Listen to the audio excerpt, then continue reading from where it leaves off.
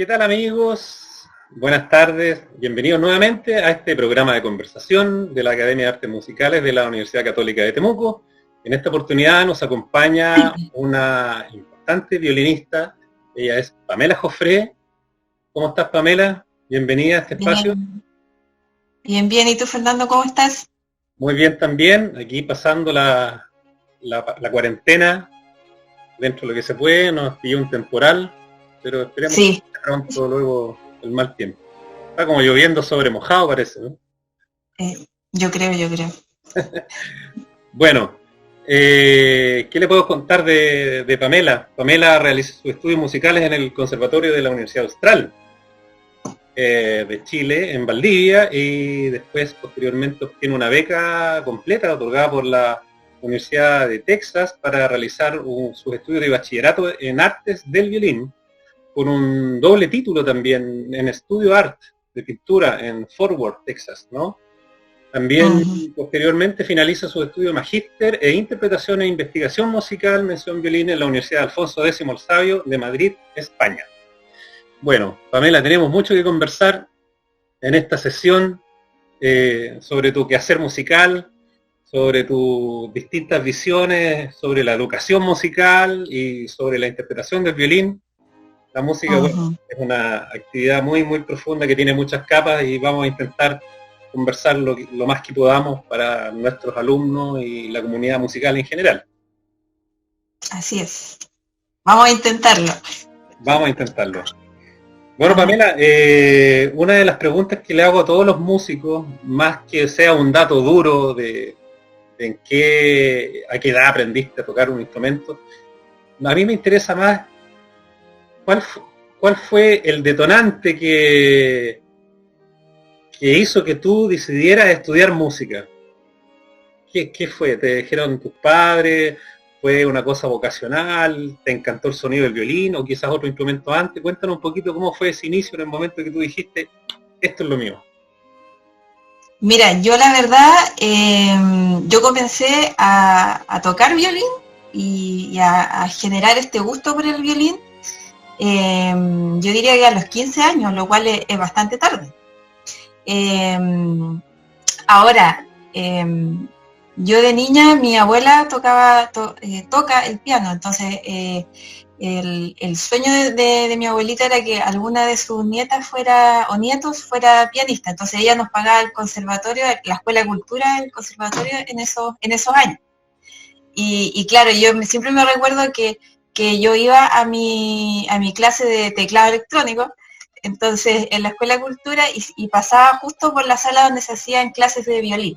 Y yo me quedaba, me acuerdo, siempre me recuerdo, íbamos con mi hermana juntas a la escuela de cultura y me quedaba un ratito ahí escuchando cómo hacían clases de violín y luego me iba a mi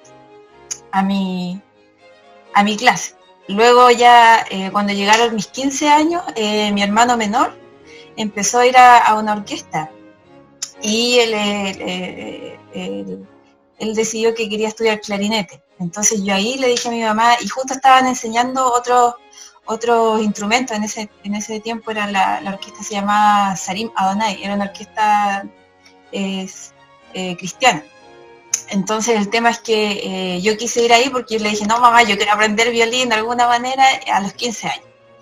Y ya empezó a pasar el tiempo, yo estaba en la orquesta, me encantaba el violín, el sonido, me escuchaba, todo el día escuchaba música, en ese tiempo usábamos los pendrive, los famosos pendrive.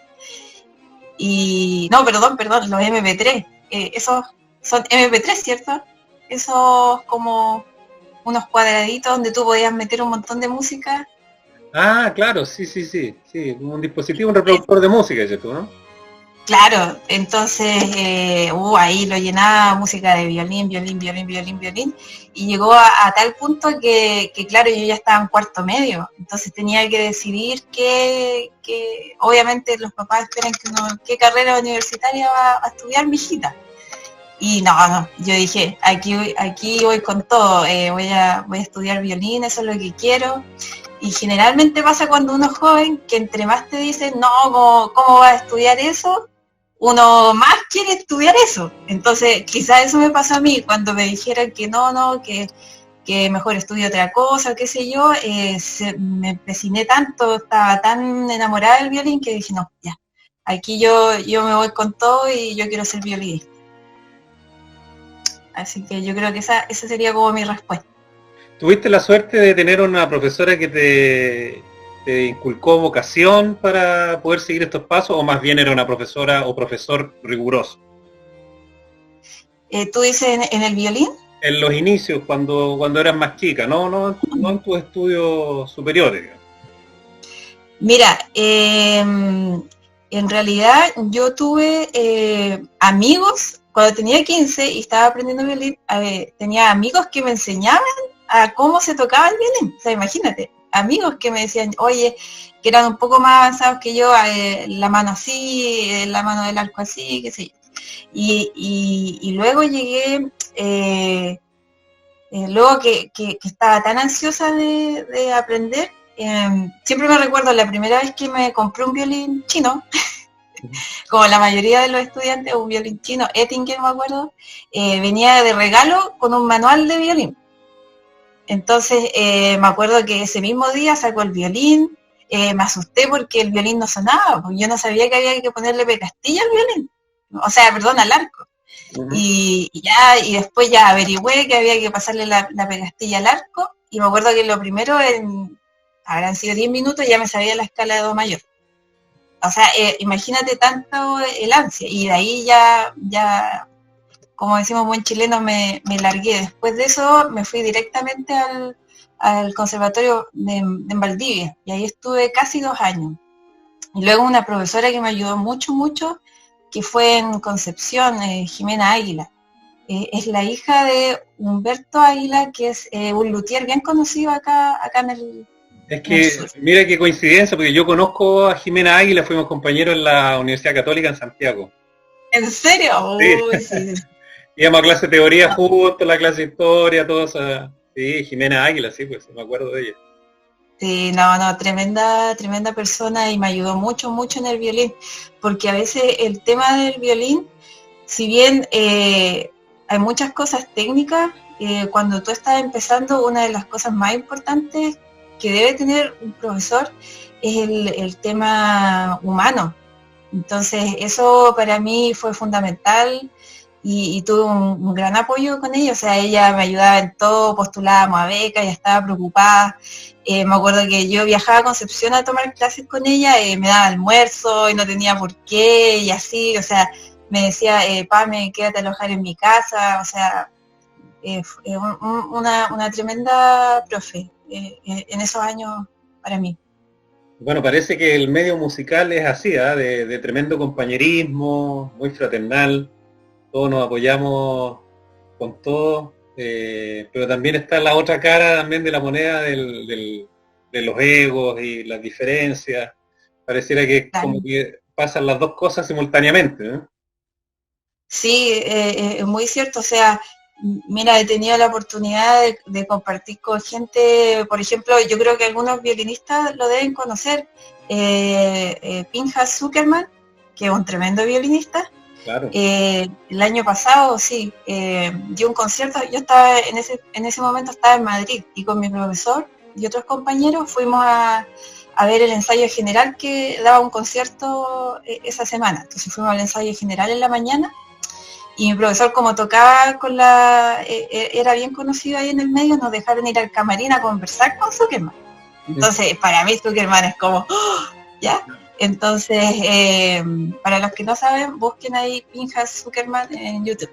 Entonces, fuimos a su camarín y empezamos a hablar con él. Claro, él me ayudó mucho, que yo ya hablaba inglés, entonces ahí pudimos hablar súper bien. Imagínate, me pasó su caja del violín, que yo la tomara, nos pasó su violín. O sea, imagínate, ¿quién te pasa un violín que vale millones y millones de dólares? Y nos empezó a dar consejos del violín, lo que le habían dicho sus profesores. Una persona súper sencilla. Claro. Entonces, a veces ese es un tema que abunda mucho en el medio musical, que es el tema de gente súper sencilla, súper humana, que son tremendos músicos a nivel mundial, pero también te pillas con gente que que es súper el tema de los egos, también el tema de frustraciones, de que no alcanzaste a hacer lo que querías hacer y eso te afecta y por consecuencia afectas a tus alumnos, o sea, son muchas cosas. Claro. Por ejemplo, igual, yo, los que conocen a Sophie Mutter, yo igual, o sea, yo me veía, de los 15 años, me veía todos los videos de Sophie Mutter, ya. Y justo la vi el año pasado también, entonces yo tenía unas partituras de Mozart y las llevé para que me las firmara. Y yo ahí súper ilusionada, no sé, que iba a poder conversar con ella, y la tipa súper diva, o sea, ahí como, ok, the next one. Entonces como que, claro, se me cayó así mi mi imagen de Sophie Mutter. Entonces, ahora no sé cómo será ella como ser humano, o sea, no puedo jugar por 5 minutos que tuve ahí con ella, pero claro, tú en este medio musical tú te ves con gente que es súper diva, gente que es muy humana, muy cálida, entonces hay de todo. Bueno, sin duda esas historias que nos cuenta calan hondo en el tema vocacional. O sea, para una persona que está iniciando en el área que sea, conocer a sus modelos, a sus gurús, por decirlo así, musicales, debe ser muy gratificante, y me imagino que después de lo de Pincha Zuckerman, partiste a tocar violín así, como que uno se ilusiona mucho. Claro. Es realmente es significativo, es muy significativo. Oye, relacionado un poquito con eso, y volviendo a tu periodo estudiante, te quería preguntar, y porque muchos alumnos que estudian instrumentos a veces se topan con una muralla en el cual, como decían en el tenis, tiran la raqueta al suelo. Por diversos motivos. Entonces, quería preguntarte, ¿cuál era tu manera de optimizar el estudio cuando eras más joven? ¿Cómo hacías para mantener la vocación, para mantener la emoción, el interés, sobre todo mantener el interés en el instrumento? Más allá de tu relación de amor que tengas con tu instrumento, me imagino que puede haber habido en ti o los mismos profesores que te ayudaron a mantener algún mecanismo para que tú te mantuvieras siempre practicando y no fuera algo tedioso, que no fuera algo que se transforme en una obligación, ¿entiendes? Cuéntanos un poquito de eso. Mira, yo creo que tuve experiencias buenas y malas respecto a eso, y yo creo que un factor que me ayudó fue mi juventud y mis ganas de querer hacer las cosas. Ahora, yo creo que una cosa muy importante, y ahora que yo soy profesora y enseño a otros, yo me hago el planteamiento a mí misma de que nadie a nosotros nos enseña, generalmente nos dicen ya, apréndase esta pieza, este concierto y este estudio. Y uno dice ya, ok, y se va a la casa o a la sala de práctica y está ahí. Y el problema es que a nosotros nunca nadie nos enseña cómo estudiar, ¿me entiendes? Y es algo súper importante, porque resulta que a veces muchas personas dicen, este tipo es talentoso y no estudia, o este tipo es talentoso pero estudia un montón. Y yo creo que algo muy importante es que los profesores sepamos cómo enseñarle a nuestros alumnos a estudiar. Porque, ¿qué pasa? Si yo no sé estudiar bien, viene a mí el tema de la frustración, ese amor que tengo por el instrumento se me empieza a acabar, o me empiezo a desmoralizar, me empiezo a ser cruel conmigo mismo, a decir, no, yo no puedo, no me sale, el de al lado sí le sale, entonces, y a mí no, y es porque yo no soy talentoso, ¿me entiendes? No soy lo suficiente, o qué sé yo. Entonces, ese tema es súper importante. Por ejemplo, a mí habían periodos en que siempre cuento esta anécdota, que claro, yo sabía que había que estudiar harto, pero no sabía cómo hacerlo, y yo quería lograr mi objetivo y qué sé yo, y empecé a estudiar 7 horas al día. ya, esperando que yo dije, aquí la hago, dije, aquí termino tocando wow. Y pasó una semana y no aguanté y no avancé nada. Y resulta que hubieron otras semanas en que estudiaba, no sé, una hora y avanzaba mucho más. Y es por qué, es por lo que se habla hoy en día del tiempo de calidad, que no saco nada de estudiar 7 horas, 3 horas que repito, o que no me detengo a analizar un pasaje, por ejemplo, hay un problema de un compás, ¿por qué tengo que tocar el sistema completo? ¿Me entiendes? Son muchas cosas que yo creo que sería súper importante a nivel académico, incluso como hacer un seminario de cómo estudiar en menos tiempo, porque nadie nos enseña eso como músicos. Claro. Entonces, yo creo que ese es un aspecto importante. Y lo otro que he pensado es que en el tema de mantener el gustito por el instrumento o el violín, es como bien parecido como cuando uno está pololeando, como que al principio, wow, todo es bonito, uno no ve lo malo, y después hay el periodo en que uno ya está aburrido de la persona, y después dice, no, pero si igual lo quiero, y sigue, que sí. Entonces yo creo que en el tema del instrumento es similar a eso, o sea, para mantener el gusto hay momentos en los cuales uno se desmotiva, que no quieres estudiar, no tienes ganas, entonces mi consejo es que cuando tengan ese sentimiento, esa curva baja, váyanse a YouTube, empiecen a buscar videos de violinistas, documentales, a leer historia de la música, y como volverse a reencantar de tu instrumento. Y eso es lo que te va a dar ahí el empuje para poder seguir. Perfecto. Mira, claro, hay un tema ahí que también radica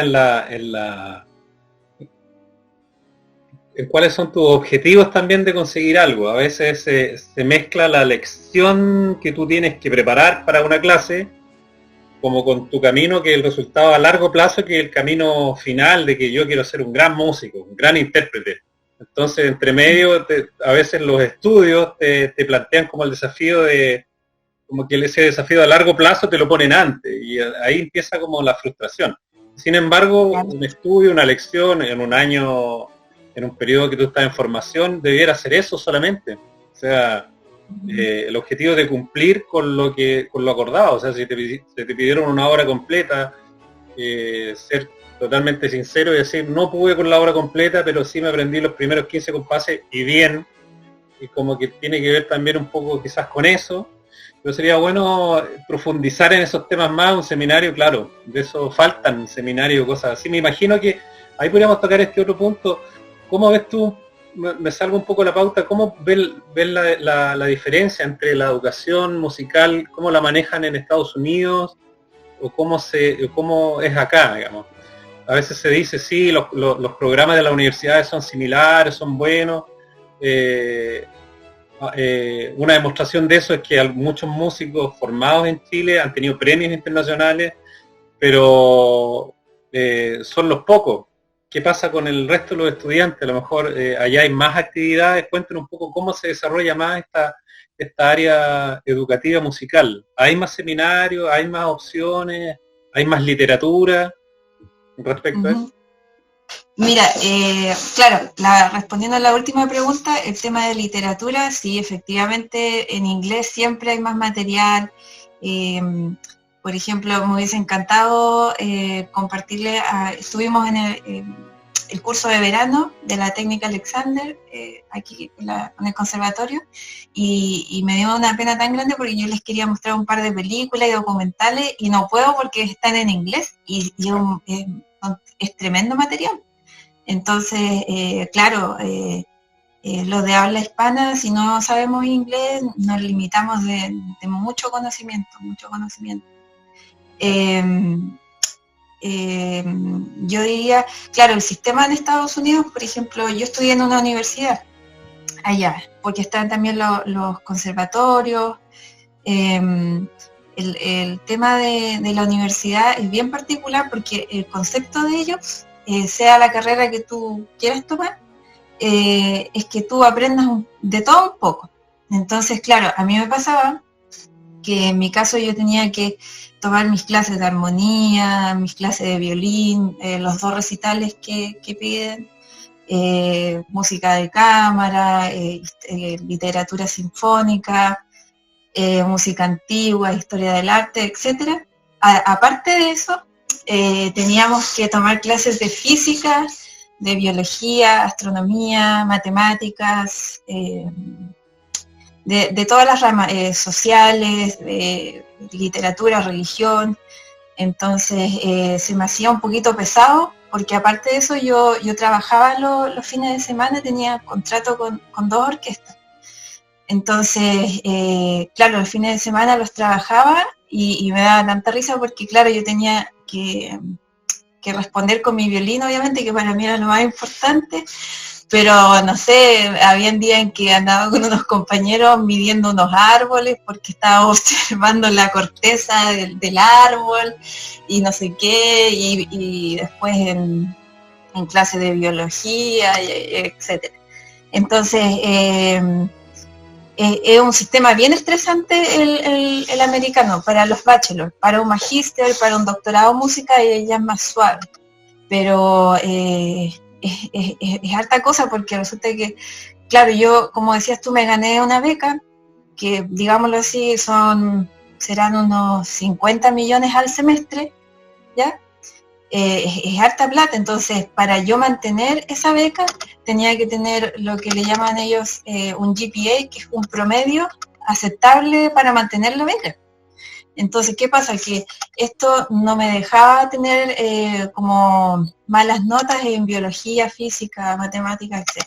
Entonces, claro, era la presión de tener que responder con todo esto. Entonces, es un sistema que es muy rápido, muy rápido, muy rápido. Yo si tuviera que dar un consejo les diría, vayan a hacer el magíster a Estados Unidos, el doctorado sin problemas, pero el bachelor, ahí lloré gotas de sangre.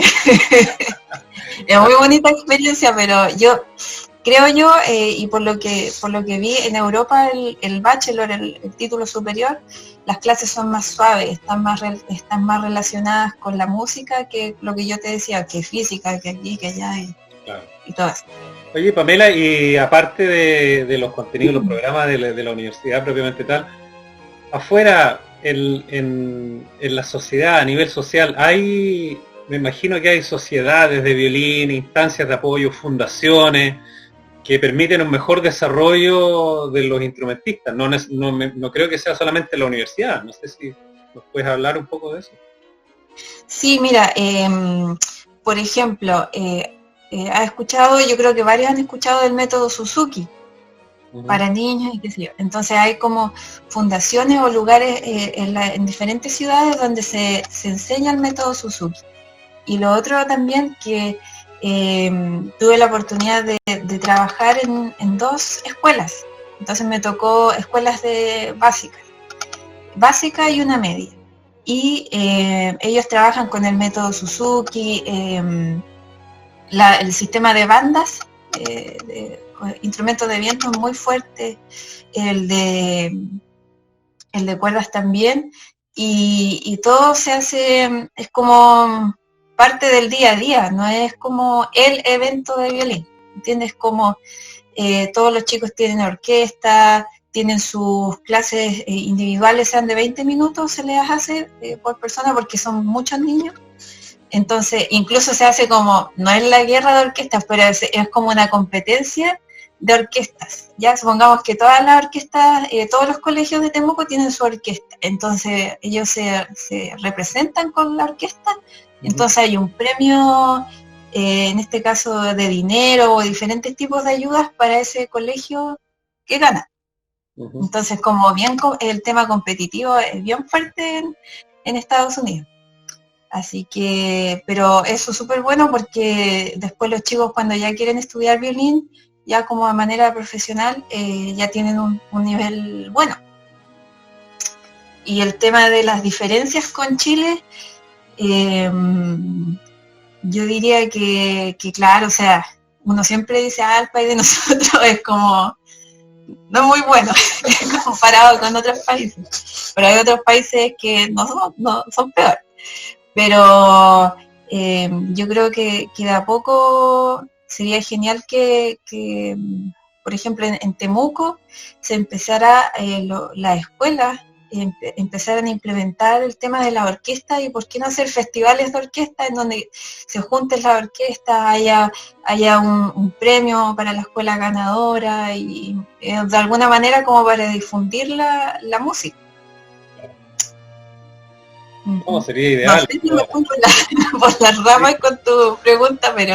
Sí, no, sí, está bien. Sí, la idea es que conversemos esto. Sí, o sea, yo creo que Temuco le falta, no solo a Temuco, sino que el país entero le falta todavía visualizar la importancia de la música en la educación general. O sea, claro. la música mejora la escolaridad de un estudiante, mejora la vida, la calidad de vida de un estudiante.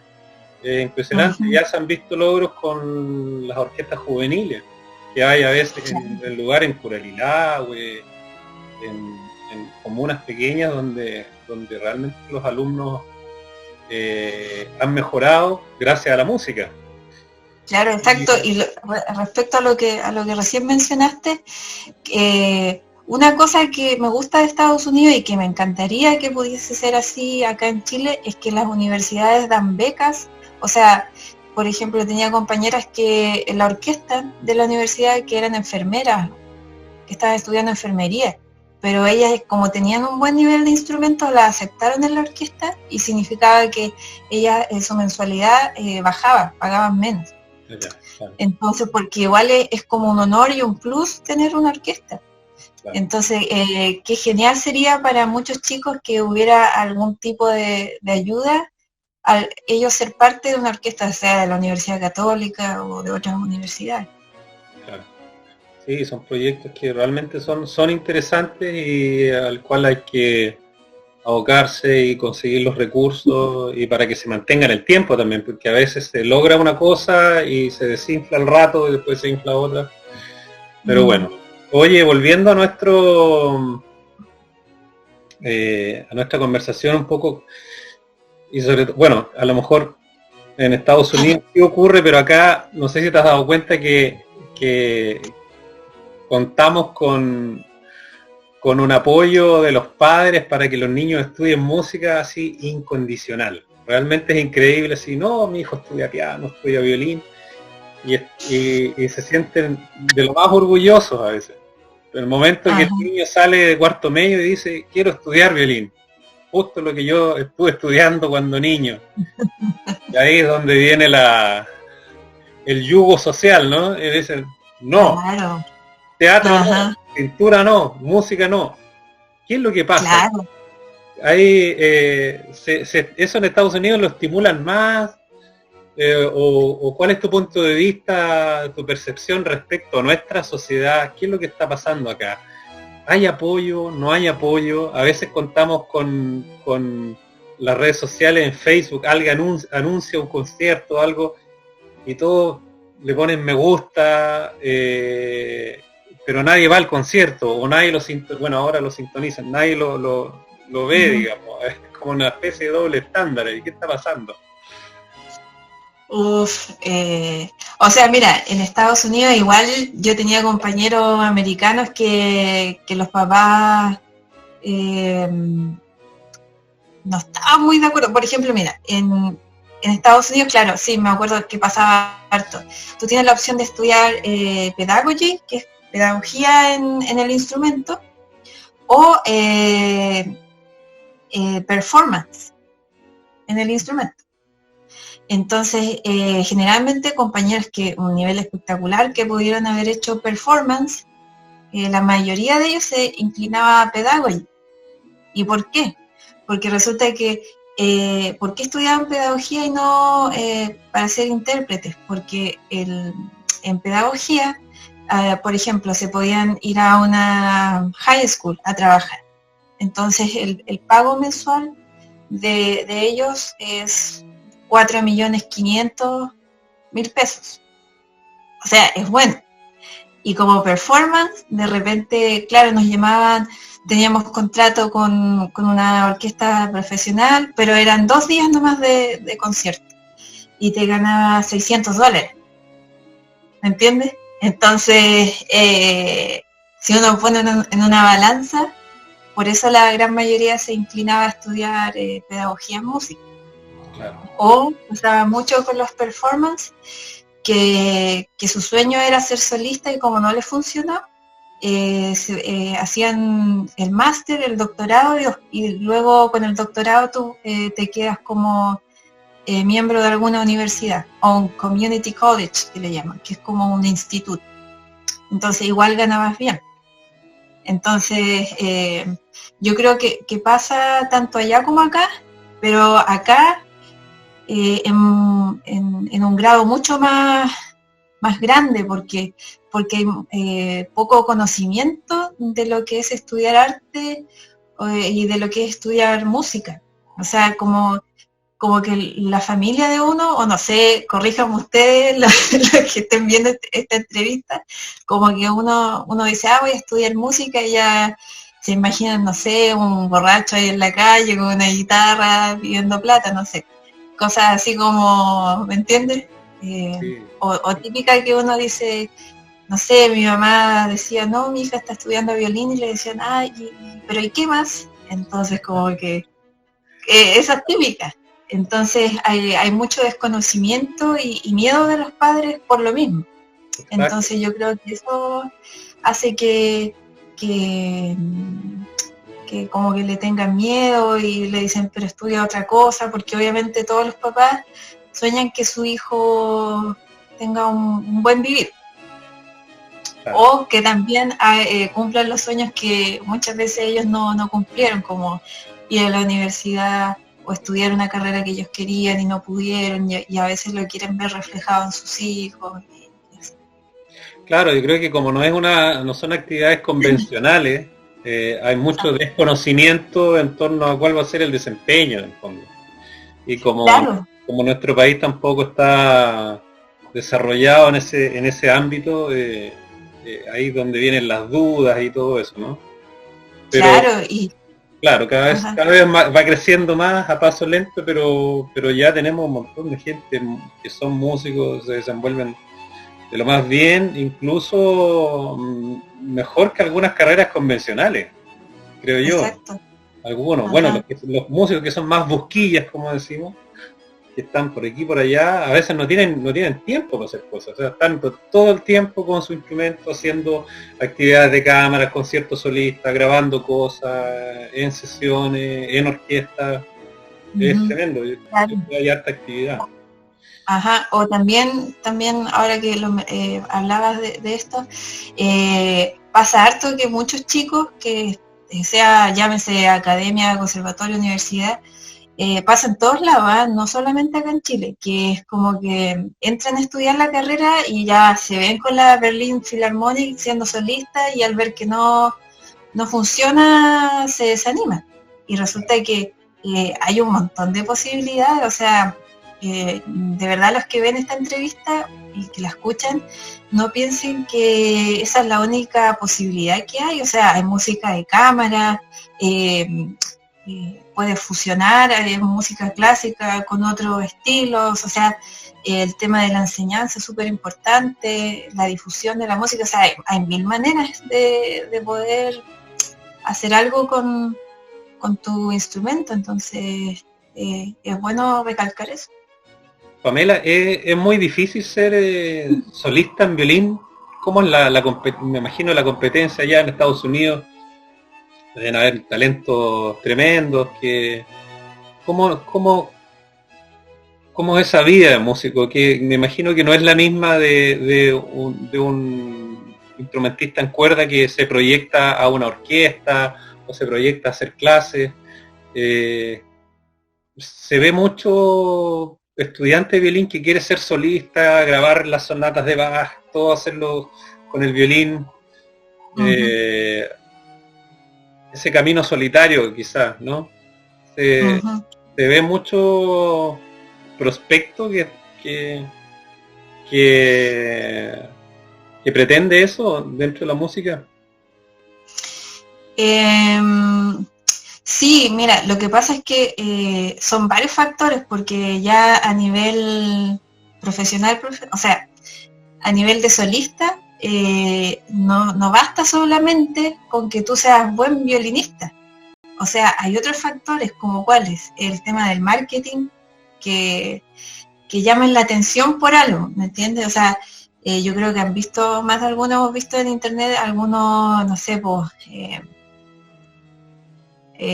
por ejemplo, pianistas o violinistas que no, obviamente por un tema de estética se visten de una manera para también atraer gente al producto que ellos venden.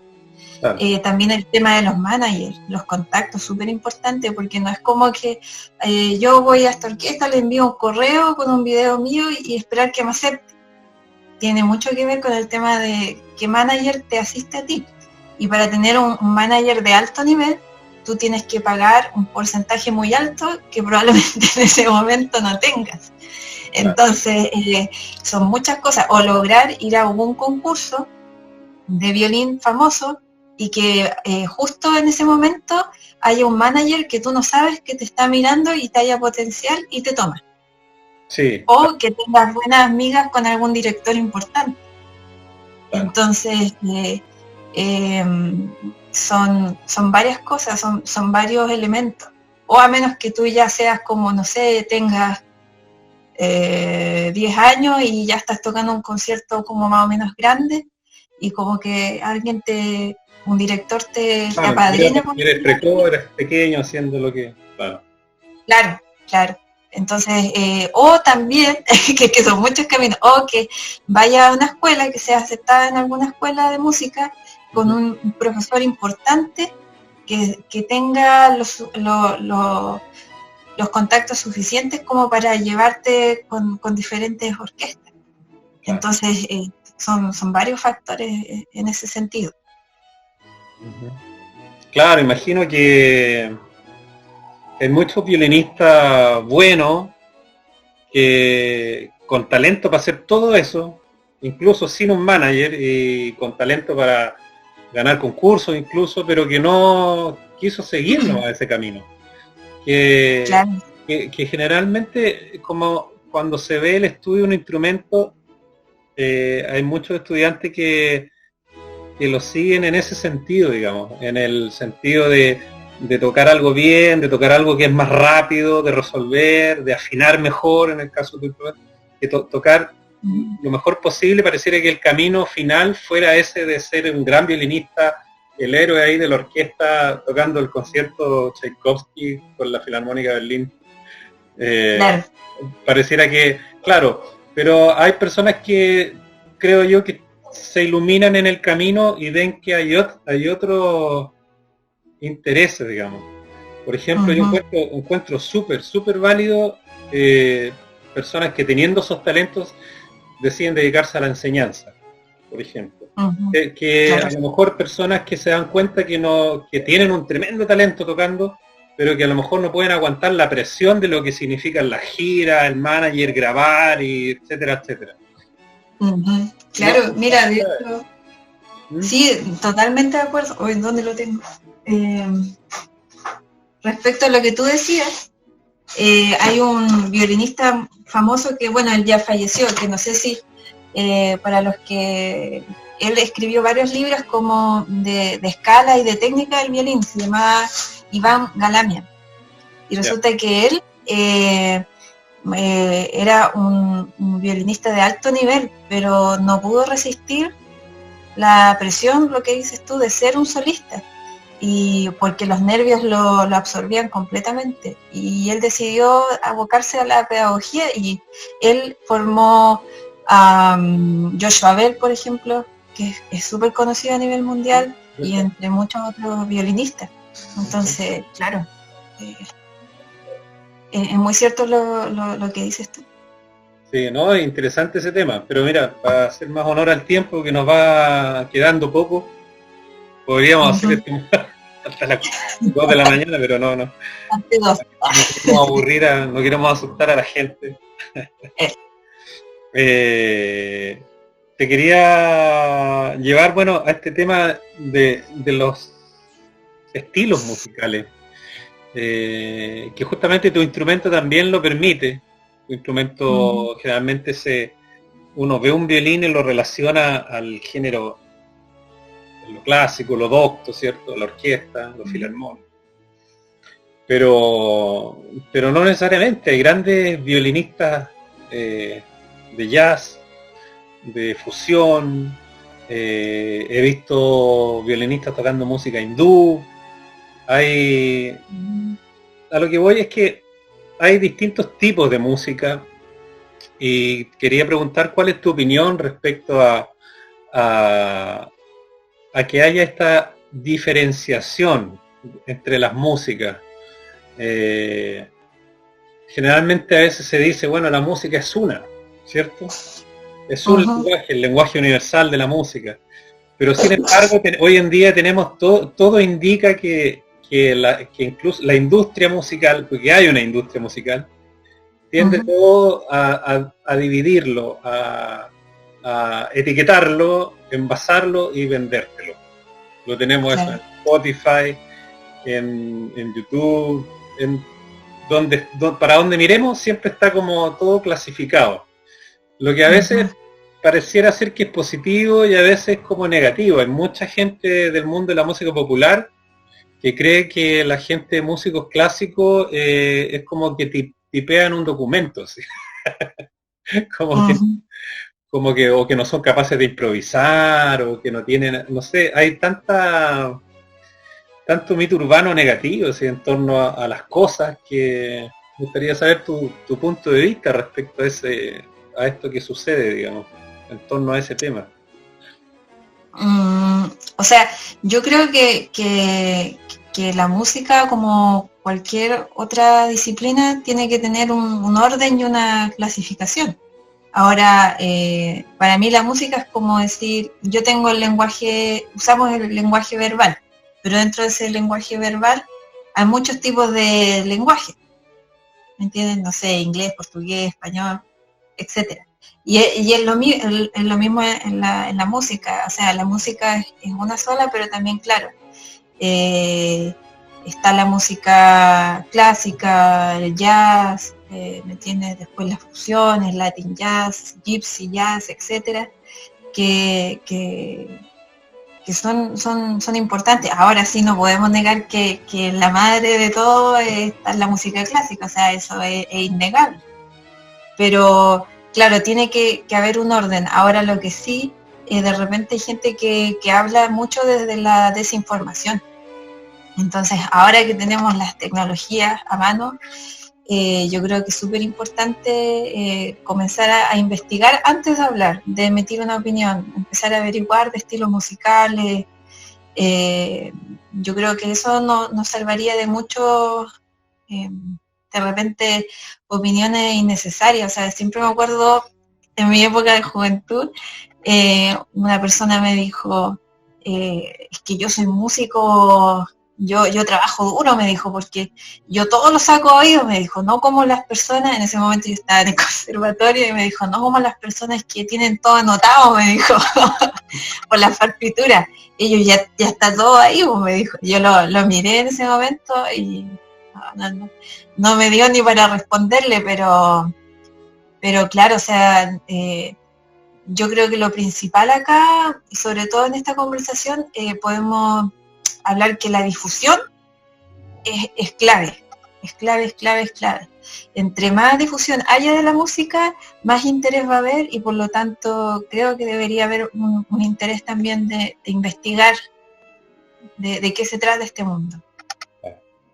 Yo lo decía también viceversa, ¿no? Que no necesariamente desde la música docta, sino que también desde nuestro sector de la música clásica, a veces también hay un mal mirar a la persona que cultiva el canto folclórico, y que generalmente, claro, es por lo que tú dices, pues es desconocimiento a veces, ¿no? Uno dice, bueno, esta persona no sabe leer música o no sabe esto, pero realmente desarrollan algo que es de la tradición oral, que es muy rico en en otras cosas que no tenemos, que no tiene lo que tenemos nosotros, y etcétera, etcétera, ¿no? Sí, no, de todas maneras. Por ejemplo, a mí me gusta mucho la música étnica, he estado averiguando harto de la música armenia, me gusta mucho, y claro, hay harto de tradición oral en Claro. ese sentido, algo muy interesante. Ahora, yo no puedo comparar, no sé, una pieza de Bach con 3 acordes de un reggaetón, o sea, si eso yo creo que todos estamos claros a nivel musical, pero yo creo que, claro, a muchas personas del mundo clásico es como que les hablan de música popular y es como que yo creo que hay que tener un equilibrio y ser sabio también en esos aspectos. Claro. Sí, no, totalmente. O sea, es un tema ese, ¿ah? Es un tema para largo. Quizás para otra entrevista podemos profundizar más en eso de los estilos musicales. Sí. Yo creo en las músicas del mundo. A mí me gustan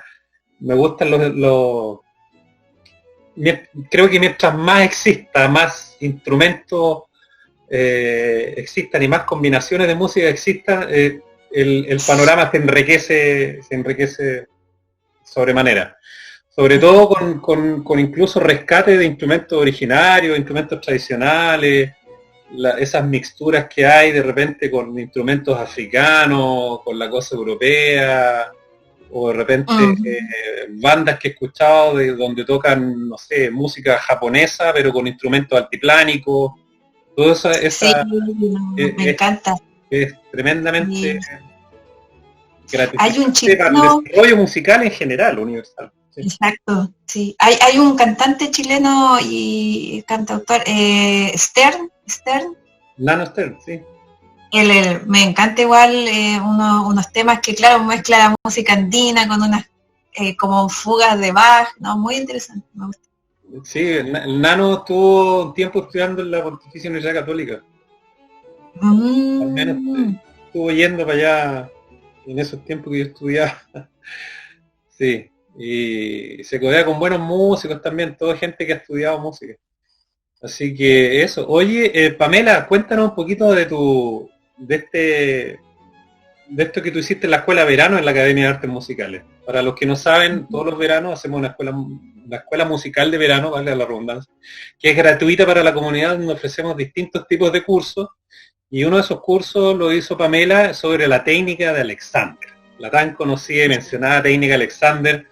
Tú hiciste ahí durante el mes de enero una introducción a la técnica, y cuéntanos un poquito en qué consiste, cuáles son los beneficios que trae para los instrumentistas esa famosa técnica de Alexander.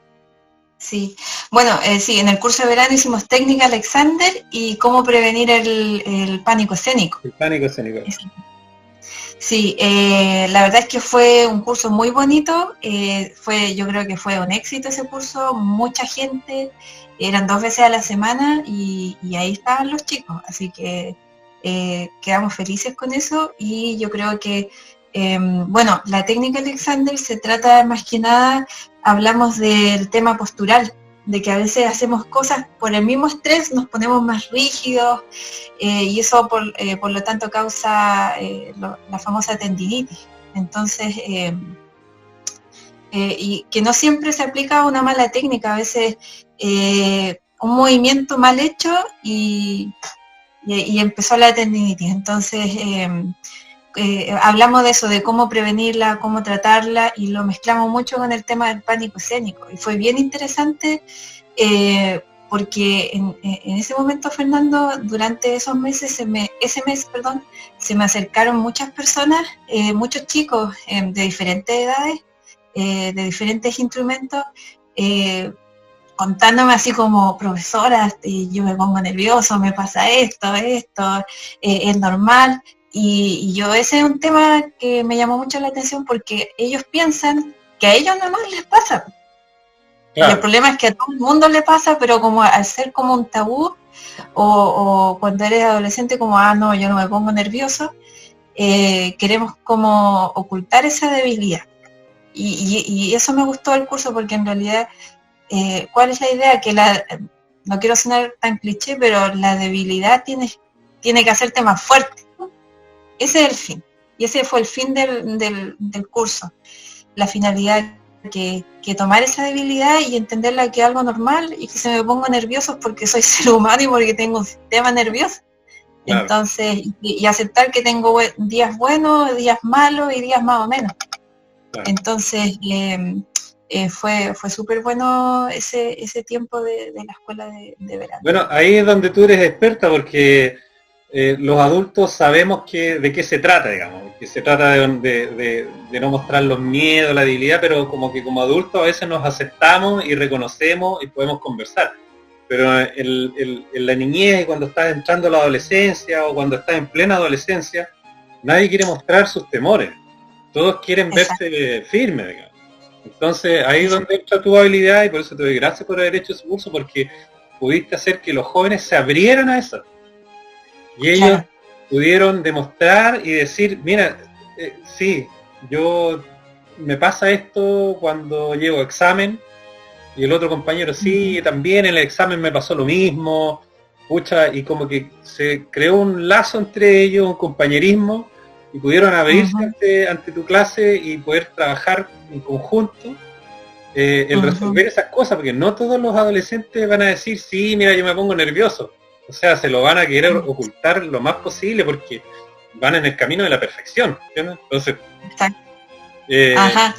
por ese lado encuentro que fue súper bueno lo que hicieron y les ayudó bastante a los chicos, y ahora a los estudiantes que hay en la academia ya van con otra mentalidad hacia su examen o hacia su audición o lo que tengan que hacer. Eso es re importante explicarles desde pequeño que, claro, son seres humanos y que en cualquier momento pueden equivocarse y que no se va a caer el mundo y no ha pasado nada en el fondo.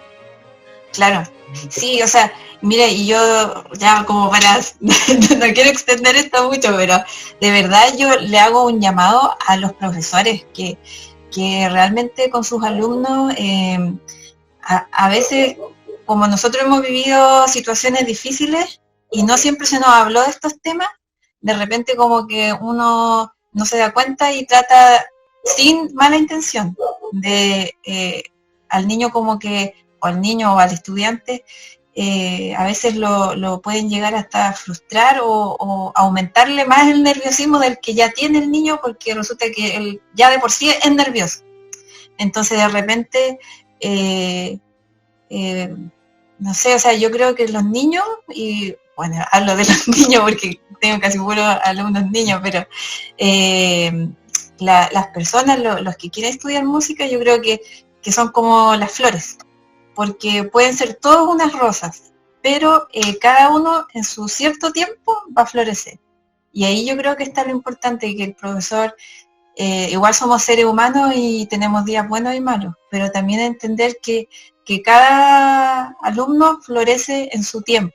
Y mientras tanto uno ser el guía y tenerles paciencia y esperar porque a cada uno, yo creo, tú sabes mejor que yo, que cada niño hay que abordarlo de alguna manera distinta, porque son todos distintos.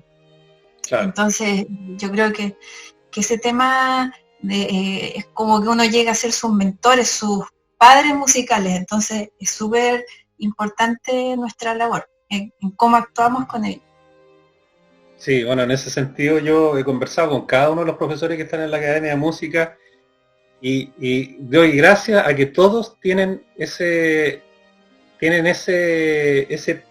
punto bien desarrollado, o sea, entienden muy bien cómo hacer las clases, en cuándo o no hay que poner presión o no. En ese sentido me quedo muy tranquilo, porque yo he visto profesores en otros lados, en España me tocó ver a profesores tipo siglo XIX, ¿no? Castigadores, presionando, que a lo mejor puede ser un método que funcionó bien en alguna época de la historia de la música, pero hoy en día son otros las rosas. Claro.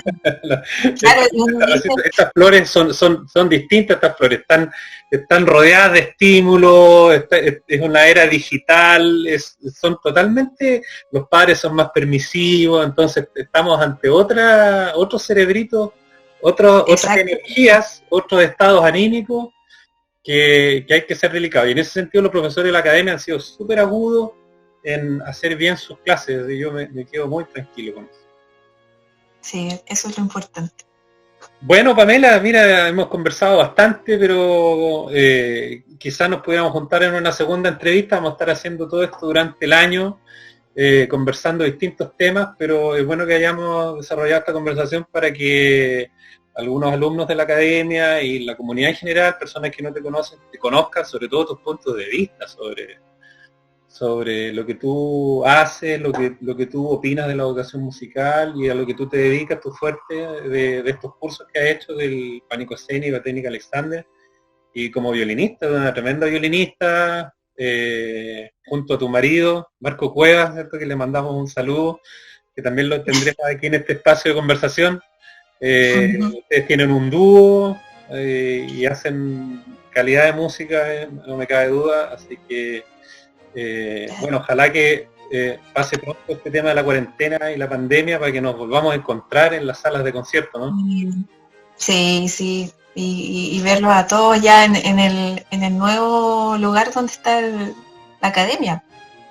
Por supuesto, sí, que casi todos los programas me preguntan, la academia está lista. Es una academia nueva, están los 2 pianos de cola, ya están allá, tenemos una salita de concierto, tenemos unas salas individuales fantásticas. Tenemos una infraestructura, bueno, ahí en Menchaca-Lira todos lo conocen, en Avenida Alemania, así que pronto estaremos ahí, ojalá que volvamos luego. Así, sí, no, de todas maneras. Así que eso, Pamela, muchas gracias por esta conversación, un abrazo y espero verte pronto. Gracias, Fernando, un abrazo para ti también, un abrazo virtual. Un abrazo virtual. Sí, y no, encantada de hacer esto y si hacemos parte 2, mejor. Excelente. No quedó harto por conversar. Ya, que esté muy bien. Buenas noches. Igual, buenas noches.